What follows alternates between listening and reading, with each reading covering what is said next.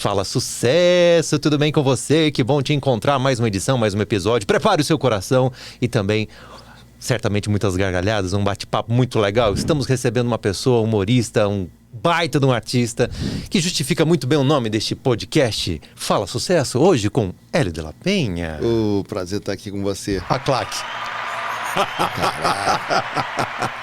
Veio todo mundo. Todo mundo aqui. Ô Hélio, me fala dessa história do Preto de Neve. Preto de Neve. Preto de Neve é o meu show solo de stand-up, né? E que eu conto várias situações da minha vida, de uma forma humorada, obviamente, né? Falo muito sobre a questão de eu ser um preto que circula em ambientes elitizados. Também falo das minhas experiências desastrosas na neve, daí o Preto de Neve, entendeu? Não, me falaram que você gosta de esqui, trenó, essa parada toda você domina, é verdade? Isso ou não? É fake news. De Tem horror esse negócio, cara. Mas enfim, e inclusive quem for ao show pode comprovar o meu desespero quando eu fui levado pra neve, né? Tento evitar ao máximo. Melhor ficar distante. Mas enfim, ainda bem, falo também do fato de eu ser um humorista da melhor idade. Melhor, sim. Não sei pra quem, né? Que história é essa, né? A minha vida de atleta também, sabe? E alguns bastidores do caceta e tudo, né? Então, tá bem divertido, bem variado o show. Faz piada com tudo. Uhum. Que legal. Atleta mesmo? Você nada no mar, é isso? Faço natação no mar, sou um humorista de águas abertas. Caraca! Já passou algum perrengue alguma vez? De vez em quando acontece assim, mas como eu nunca vou nadar sozinho, entendeu? Uhum. Sempre acompanhado. Então isso dá uma segurança, né? E quando a situação é mais complicada, a gente ainda vai acompanhado de um barco, de um stand-up e tal, para dar aquele apoio, entendeu? Então todo perrengue que eu passei foi bem sob controle. O último que passei foi nas Ilhas Cagarras, lá no Rio de Janeiro, umas ilhas que ficam a uns 4, 5 quilômetros do litoral, em Ipanema, e que a gente foi nadar justamente lá, não ia nem atravessar para a praia, a gente estava nadando lá, estava uma corrente muito forte numa direção, e a gente foi nadando naquela direção tranquilamente. E depois a gente não conseguia voltar para ir para o barco. E nadava, olhava assim, tinha uma referência numa ilha lá, e a gente olhava, não saía daquela referência, não saía da referência. Aí um do grupo voltou pro barco, nadando, deu uma pressão, chegou no barco, aí falou, o pessoal tá preso lá do outro lado, vamos lá de barco. Aí os pessoal que estavam no barco falaram assim, não, isso vai ser uma humilhação para eles. Que isso? Não, os caras estão querendo vir nadar. Eu falei, o cara, não, bicho, eles estão lá parados. Eles não estão querendo.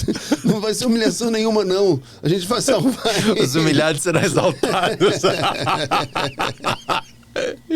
Caramba, bicho. Que deve ser cabuloso, né? Mas assim, eu não me desespero, entendeu? Legal.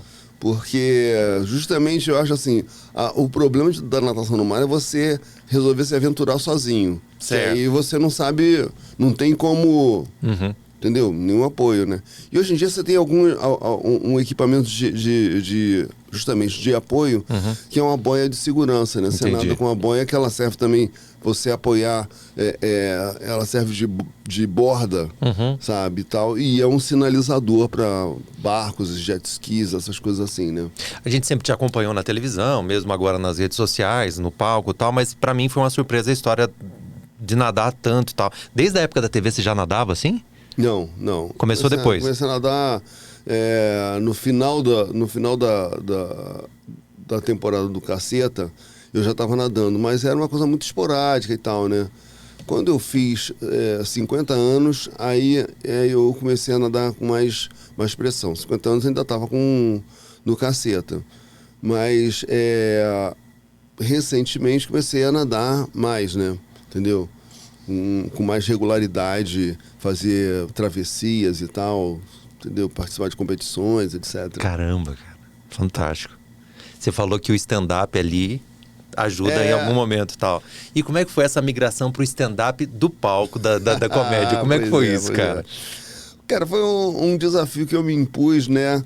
Sair da zona de conforto e descobri essa arte diferente, nova, porque o tempo que o Caceta fazia show, era época de show completo, com banda acompanhando, sabe? Era um show de música, de humor.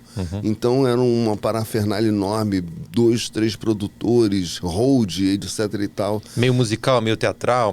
Sim, sim. E hoje em dia eu sozinho com o microfone, acabou, né? Entendeu? Às vezes viajo, não tem nem ninguém me acompanhando, assim, nenhum produtor, nem coisa nenhuma. Liberdade, então, né, cara? Sabe? E aí aprendendo, né?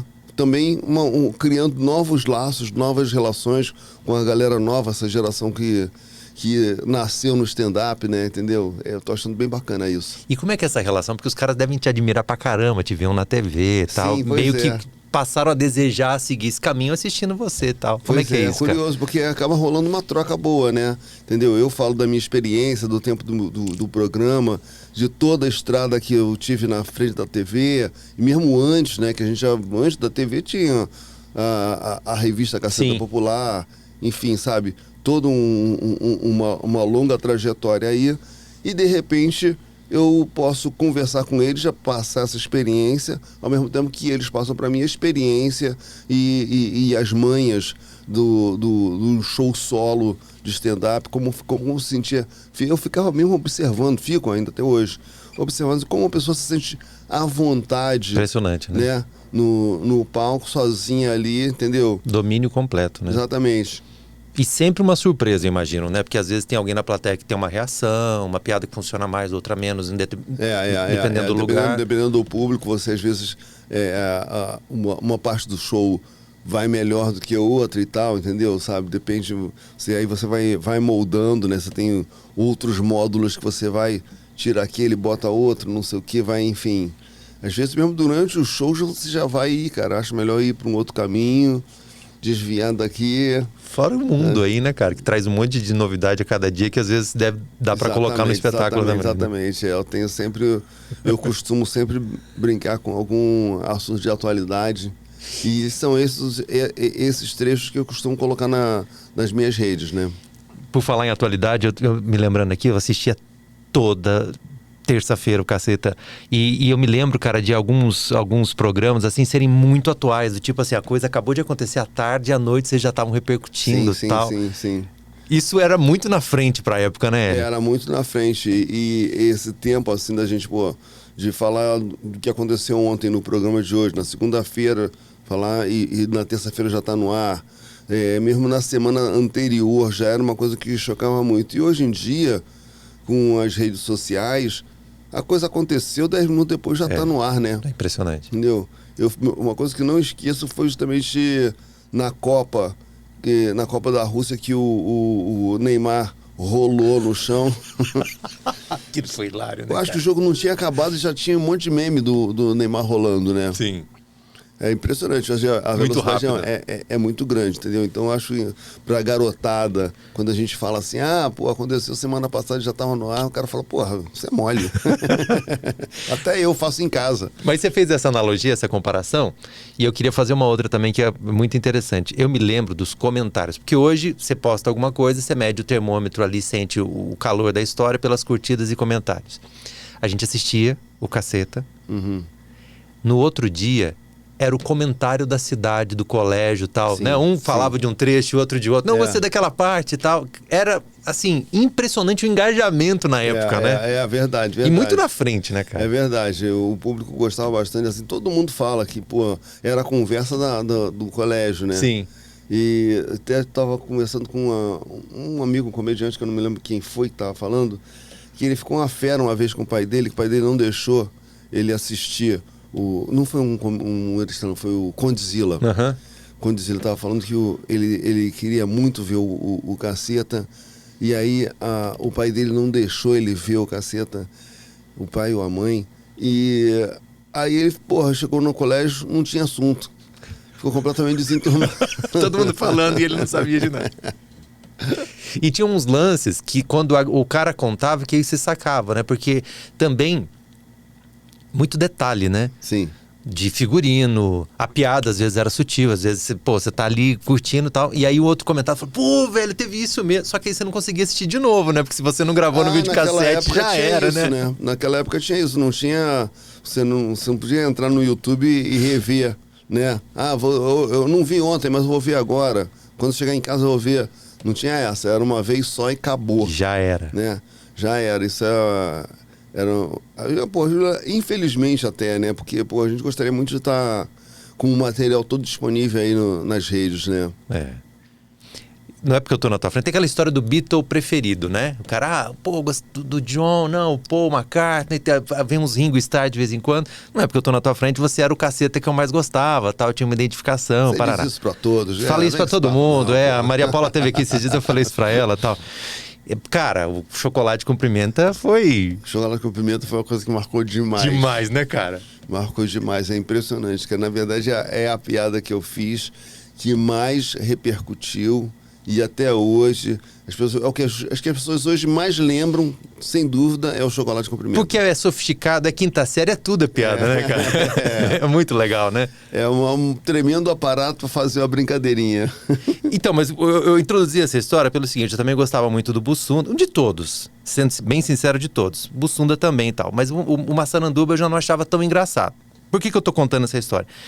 Entre vocês, tinha personagens que vocês faziam, mas também não gostavam tanto, mas faziam porque funcionava, a galera pedia e tal, ou não? Vocês curtiam fazer tudo? Rolava isso de repente, já tô cansado dessa história e tal, tem isso ou não? Eu gostava de fazer, tinha uma brincadeira que o Bussunda não gostava de um personagem que era o seringueiro. Sim. O seringueiro que vivia no mato tirando leite do pau. Ele não gostava dessa piada e a gente volta e meia escrevia justamente pra irritar ele. Quinta série. Também tinha uma situação com o Reinaldo, que o Reinaldo era um cara mais paciente, era um cara mais velho e tal. E volta e meia a gente cara, botava ele assim, que ele era muito escalado assim pra ser mosquito da dengue, sim, sabe? O Incrível Miserável, são uns personagens que o cara tinha que se pintar todo, né? Então, o Incrível Miserável era todo pintado de verde. O Mosquito da Dengue também, todo pintado e tal, né? Então, e ele ficava uma fera. Imagino. De ter que aturar aquilo, né? Mas, enfim, um trampo, né, meu? Um trampo, que tem que se pintar e depois tirar a tinta, né? Fazia parte. Muitos também tinham uma certa impaciência de fazer característica personagem feminino, né? Uhum. Porque era uma coisa demorada na caracterização, maquiagem e tal, demorava. Eu não tinha menor problema com isso. Ficava lá, de boa, dormia. Quando eu acordava era uma outra pessoa, entendeu?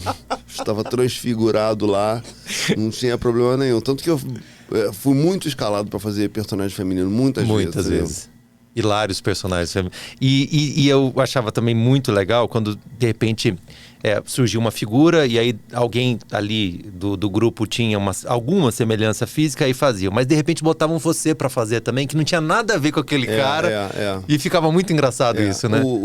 A escalação do programa sempre foi feita pelo diretor-geral, que era o Zé Lavini, né? Uhum. A gente tirou do grupo esse encargo porque é uma coisa que dá muito problema interno, né?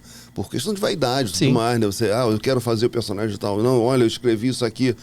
Geralmente, assim, a criação era coletiva e a escalação a gente atribuía a direção para não dar confusão no grupo, né? Entendeu? Mas, enfim, às vezes... E era interessante isso, porque não tinha uma coisa assim, porque eu sou preto, então só vou fazer bandido, traficante, entendeu? Sabe? Um policial aqui, outro... Não, fazia tudo. Fazia a Fábio Assunção, sim. Malu Mader. Políticos, entendeu? Acho que você fez presidente e tal. Fiz o Celso Pitta, prefeito de São Paulo durante muito tempo. Barack Obama, né? Aí sim. Por motivos óbvios, né? Entendeu? Obama de olhos verdes. Não fiz o Lula. Tá em tempo. Cara, 18 anos é muito tempo de sucesso, sim, né? Sim. Porque a gente fala, hoje a gente tem outras métricas, né? Visualização, parará, enfim, mundo digital. Mas você ficar 18 anos numa emissora como a Globo, que não tolera nada que não seja o primeiro lugar e muito primeiro, né? Sendo ali o assunto da semana e tal. E produzindo um programa longo pra caramba, né, cara? Porque era o quê? 40 minutos, 1 hora? O programa, ele começou 40 minutos, ele começou com um programa de 50 minutos, que ele é um programa mensal, tá? De 92 até 97, a gente era um programa mensal. Aí depois ele tornou um programa semanal e reduziu, né? Aí ele passou a ser um programa de meia hora. Mas meia hora de produção é muita coisa, né? De produção semanal, variada, entendeu? Cada semana uma coisa. E a gente ficou esse período, 18 anos, líder de audiência, né? A gente não perdeu nenhuma temporada, a gente perdeu. A gente nesses, sei lá, bem mais de 600 programas, a gente deve ter perdido a audiência, sei lá, de uns 5, uma coisa assim. E momentos pontuais, de repente um evento de futebol. Assim, era um jogo, sei lá, do Corinthians. Que estava no outro canal. Que estava em outro canal, ou então um Stallone. Stallone era foda de competir. Rambo 5. Entendeu? Então, quando o SBT botava um Stallone lá, a gente penava. Mas a gente nunca ficava pensando assim, tem um Stallone, foi isso. A gente sempre tentava analisar o programa que foi ao ar, para ver o que a gente poderia melhorar no programa seguinte, para inclusive concorrer com ele. E depois a gente começou a concorrer e depois começou a ganhar também. E assim, a gente que está envolvido em produção de televisão e tal, e a galera que às vezes assiste não imagina. É uma parada meio desesperadora, porque você passa a semana, entrega um produto de excelência e tal, vai ao ar, você fala, caramba, semana que vem tem mais. E mais. Essa coisa, eu até falo assim, porque você não tinha tempo de ficar lambendo a cria, né? Impressionante, sabe? Né? Então, na quarta-feira que estava todo mundo comentando o programa, a gente já estava falando do programa seguinte. A gente não tinha esse tempo de ficar, ontem foi demais, hein? Poxa, não sei o quê. E aquele quadro, não sei. A gente só analisava se fosse um problema, entendeu? Mas olhava para frente, sempre para frente. E realmente, né? E, cara, ainda mais que acabava, né? Você não tinha não, mas está no ar o outro, olha... continua tendo visualização o programa do início do ano. Acabou, né? Acabou, passou, aquele já era. Entendeu? Podia ter no máximo uma retrospectiva, alguma coisa, mas muito rápido, né? Isso, sabe? No final do ano você tinha... Uma reprisezinha assim. E tal. A gente teve, eu acho que tem um quadro que a gente fez mais de uma vez. Um único quadro, a gente fez umas 2 vezes assim, mas, sabe, a cada 10 anos, uma coisa assim. Que era sobre violência no Rio, né? Que também a violência no Rio não acabava nunca, né? Entendeu? Era assim o tempo todo. Tanto assim, a gente sempre fazia piadas diferentes. Chegou uma hora a gente falou assim, cara, vamos refazer aquele quadro que a gente fez da cidade calamitosa, entendeu? Aí a gente refez e falou, né? Falou no nossa, que tal, a violência não acaba nunca. Então a gente resolveu refazer o mesmo quadro. Seu nome... baita sacada, não tem a informação de como é que surgiu, se foi um apelido que te colocaram, se foi você que escolheu e tal, mas é uma referência à Vila da Penha, se é de lá e tal, né? Justamente eu que criei essa história em homenagem à Vila da Penha, Hélio de la Penha. É uma baita sacada, né? Hélio de la Penha. Mas retrata também, imagino, os perrengues que você passou para, de repente, frequentar lugares que não faziam parte do teu cotidiano no início da tua história e tal. Ainda tem isso, Hélio? Pra gente que, de repente, olha de fora... Não, isso não acontece mais, né? Porque, assim, o que acontece? É que o preconceito é com o preto. E, na verdade, hoje em dia, eu não sou um preto, eu sou o Hélio. As pessoas sabem, me falam pelo nome. Então, os últimos desconfortos que aconteceram foi que eu estava no meio de uma galera preta e tal, e o cara me considera mais um. Aí, quando você é mais um, aí você tem aquele tratamento padrão, né? Entendeu? Quando você está destacado, aí o tratamento muda, né? E você trata disso no espetáculo? Falo de tudo lá, falo de tudo. Não tem o menor problema. Falo todos os perrengues e todas as coisas divertidas. E bastidores também, histórias do... Algumas histórias do Cacisa também, uma história deliciosa sobre Bussunda. É mesmo? Enfim, Pô, e histórias... E tem uma história proibida que só acontece lá no coisa que nunca vou postar em lugar nenhum. Uma história que se passa só no teatro, que é quando eu faço um exercício com a plateia de limite do humor, entendeu? Caramba! Então nessa hora eu falo assim, nessa hora você tem que todo mundo desligar o celular, e que eu vou contar uma história que eu quero que fique só aqui. Eu conto uma história ali que se sair daí vai dar uma merda do caralho. Você tava falando sobre a natação, né? O nadar no mar e tal, que tem ali os amigos, a boiazinha e tal, e o stand-up pra dar enfim, uma segurança. No palco, sozinho, tem, vamos dizer assim, saídas, escapes? Já aconteceu alguma coisa assim de alguém, uma reação, uma piada, tal, você fala, caramba, e agora? Já aconteceu isso? Não, e agora não. Acho que a gente sempre tira proveito, né? É sempre bom a ideia é essa, né? ter a reação do público, né? Entendeu? E quando o público tá, alguém do público assim, o cara tá bêbado, tá passando dos limites, você tem o poder, né? Você tem o microfone na mão ali e a plateia a seu favor, né? Que ela também quer que o show siga. Então, é uma coisa bem tranquila e às vezes a gente tira bastante vantagem do mala. Às vezes até bem-vindo. Traga seu amigo mala. Uma coisa que eu fico, assim, me perguntando... Vocês são muito engraçados. Falar de você é muito engraçado e também um cara inteligente, tem um senso crítico e tal. Existe sempre, por parte das pessoas que te entrevistam, do público, quem te encontra no aeroporto, a expectativa que você seja sempre bem-humorado e que tenha opinião sobre tudo? Rola isso ou não? De vez em quando acontece. Ontem mesmo eu peguei um táxi e... Porra, o táxi de manhã, eu tinha feito um show à noite, tava cansado e tal. E o cara, você, o Hélio, caceta, beleza, tava... Você, tá tudo bem? Eu falei, tudo bem. Você tá meio tristinho? Eu falei, não, eu tô normal igual todo mundo. Por que eu tô tristinho? Porra. Você queria que eu ficasse fazendo uma cambalhota aqui, porra? Eu não... Pois é, fazendo gracinha pra você. Por quê? Por que motivo? Aí nessas horas fica até meio irritado com esse tipo de coisa. Mas eu sempre mantenho a minha calma, porque...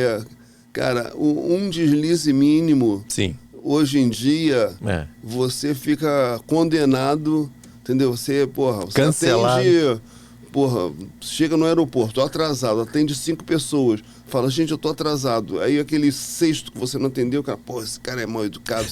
O cara não compreende, você tem um horário, você chegou atrasado... Você pode perder o avião. Manda um vídeo pra minha avó. Ela te ama. Isso é muito comum. Mas assim, sabe, a gente fala disso assim, mas na verdade eu gosto muito do contato com o público. Gosto muito, entendeu? Eu tenho o maior prazer em atender o público. Muitas vezes o cara fala assim, meu pai é meu fã, não sei o quê, vamos tirar uma foto. Eu falei, não, vamos fazer um vídeo pro teu pai. Legal. Eu mesmo tomo a iniciativa tal, e falo pra falar com o pai dele, não sei o quê. Até porque essa coisa do stand-up que acontece é uma arte muito apreciada pelos jovens. Sim. E eu quero muito que o pai do cara vá ao Legal. show, entendeu? E hoje em dia, o pai desse cara, ele tá com dificuldade de descobrir onde estão as atrações que ele curte. Verdade. Entendeu? Porque você hoje, antigamente, você abria um jornal, um caderno de cultura, você tinha lá a programação da cidade. Uhum. Hoje em dia... O cara tem que saber o que ele quer mais ou menos para procurar na internet. Uhum. Ou então o algoritmo já o favoreceu e já traz para ele aquela coisa assim. Mas tem volta e meia, tem as coisas que você não consegue. Isso é o mundo dos jovens. A galera mais velha, entendeu? Ela fica meio perdida, sabe? Por isso que eu acho importante vir numa rádio, falar que, tô aqui em Brasília hoje, vai ter show no Teatro Águas Claras, bababá, tá? Uhum. Ir na televisão, enfim, tirar proveito das mídias tradicionais para conseguir pegar um público mais velho que inclusive tá com dificuldade de se informar e tá deixando de frequentar várias atrações por conta disso. Então, nós artistas estamos perdendo e o público também perde muito por conta disso, sabe? Tem a opção, mas não sabe que tem, às vezes. Porque a internet, ela cada vez mais... a gente foi criado numa situação, digamos, você entrava numa loja de discos, olhava as capas do disco e escolhia um disco, né? Hoje em dia, a tendência você tem tudo à sua disposição. Porém, você tem que saber o que você quer. Pois é. Entendeu? Antigamente, você entrava numa loja, você não sabia o que você queria comprar, nem se queria comprar alguma coisa. E aí, de repente, alguma coisa te atraía, entendeu? A mesma coisa, você abria um jornal, você não estava nem pensando em ir ao teatro. Porra, caraca, eu queria ver. Porra, o Nanini tá aqui, olha só, vamos lá ver. Hoje em dia, você tem que saber que o Nanini tá circulando, entendeu? Pra ir lá atrás do cara. É uma mudança significativa. Uma mudança significativa, que eu acho que o jovem tá bem habituado a isso, mas o mais velho ainda tá patinando nesse novo universo, sabe? E eu acho interessante, assim, sempre pergunto assim nos shows que eu tenho feito, vou perguntar isso hoje no Teatro Águas Claras, quem tá vindo assistir um show de stand-up pela primeira vez? É uma massa muito grande, entendeu? Muitas vezes, assim, a metade do público nunca tinha ido a um show de stand-up, entendeu? Aqui, por acaso, é um teatro, mas tenho feito shows em comedies. Muitos coroas estão indo a um comedy pela primeira vez, entendeu? E a galera que tá nessa jornada há mais tempo, de alguma forma tem que ser grata a você por levar esse público, você e outros que representam essa geração, porque talvez não... Exatamente. Eu acho que tem essa troca interessante, que assim, que eu pego lá um público que essa garotada tá formando, né? Acontece você se apresentar para pessoas que não conheciam o Caceta? Acontece? Os mais novos, né? Sabe? Rola. É minoria. Mas às vezes tem lá um cara minoria. que não conhecia a tua história antes. Que legal. Sim. Isso é muito legal também. Porque o cara chega sem nada... É muito legal. E assim, o show independe de você ter visto o Caceta ou não ter visto. O que é engraçado é engraçado e pronto, né? Sabe, mesmas histórias do Caceta, eu tenho certeza que o cara acha engraçado porque são histórias divertidas. Eu tenho um amigo que, gosta de humor, estuda, Paraná, enfim. Um dia ele me botou lá pra assistir Monty Python, eu não sabia nada dos caras. Assisti e ri pra caramba sem saber nada, eu não sabia o que era. Né? Isso, sei lá, 30 anos atrás. Aconteceu também com Melhores do Mundo, eu cheguei em Brasília, não gostava de teatro. Tive alguns traumas e tal. Aí falaram, vamos assistir um show, uma peça, tal, Melhores do Mundo. Eu falei, teatro, Melhores do Mundo, os caras são meio, né, com esse nome, meio presunçoso, né? Que arrogância. Cara, me diverti pra caramba e a partir disso passei a ter uma outra visão. Então é legal também o cara chegar lá às vezes sem, né? A gente tinha essa implicância com o teatro também. A gente tinha até uma camiseta. Porque tinha uma época que tinha uma campanha que era vá ao teatro e tal, pra gente incentivar o teatro e tal. E a gente fez uma camiseta, vá ao teatro, mas não me chame. Isso hoje daria um problema, né, cara? Muita coisa que foi feita no passado hoje não daria pra fazer, né, Hélio? Essa coisa de não daria pra fazer, eu acho que depende depende da sua personalidade, entendeu? Tem gente que gosta justamente de enfrentar esse tipo de coisa, tem gente que gosta justamente da confusão, sabe? Do barulho. Do barulho. E tem gente que prefere desviar e ir para um outro caminho. Entendi. Sabe? Então, depende muito da personalidade do comediante, sabe? Do humorista, sabe? Obviamente que você tem hoje uma coisa que não tinha antigamente, que é o feedback da plateia. Sim. E o feedback negativo, você presta mais atenção do que o feedback positivo. Então, isso é uma outra questão, né? Entendeu? Então, você tem que ver o que você quer fazer, de que maneira você quer lidar, de que forma você quer trabalhar aquele público. Se é alguma coisa que as pessoas discordam, mas você acha importante falar, você vai e fala, entendeu? Você acha, não, prefiro evitar isso, tal. E tem aquela coisa assim, tem alguma coisa que não é novidade, que sempre aconteceu. É o seguinte, cara, as piadas perdem validade desde sempre, entendeu? Então, alguma coisa que era engraçado nos anos 70, nos anos 80 já não era engraçado. Dos anos 90 já não ria das piadas dos anos 80. E assim vai. Isso é bastante natural. E como tudo, né? O comediante, ele quer a gargalhada, sabe? Se aquela piada não tá mais dando a gargalhada, ele tem dois caminhos.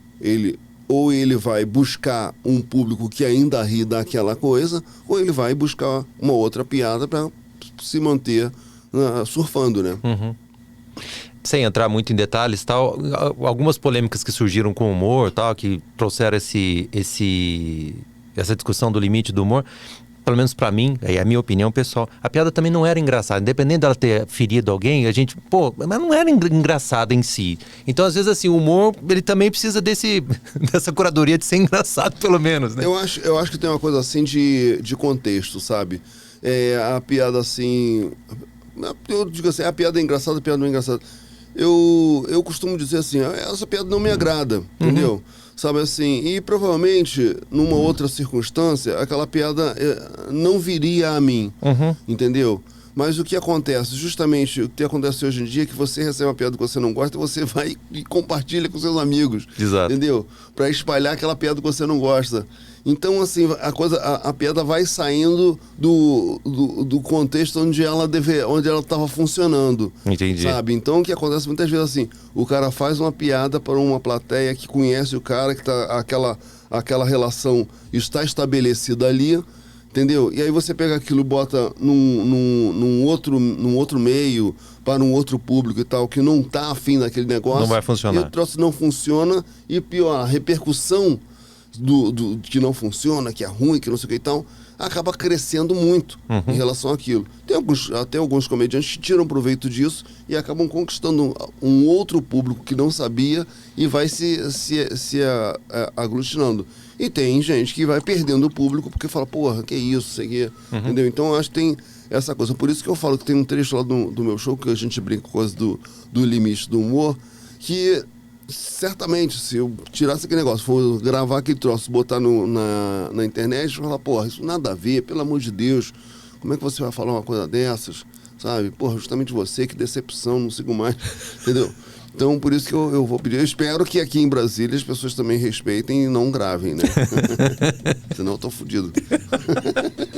A gente encontra nas redes sociais? @Lapena. Lapena. Lapena no Instagram, Twitter, Lapena Oficial no Facebook, e eu acho que tem um L de Lapena no TikTok.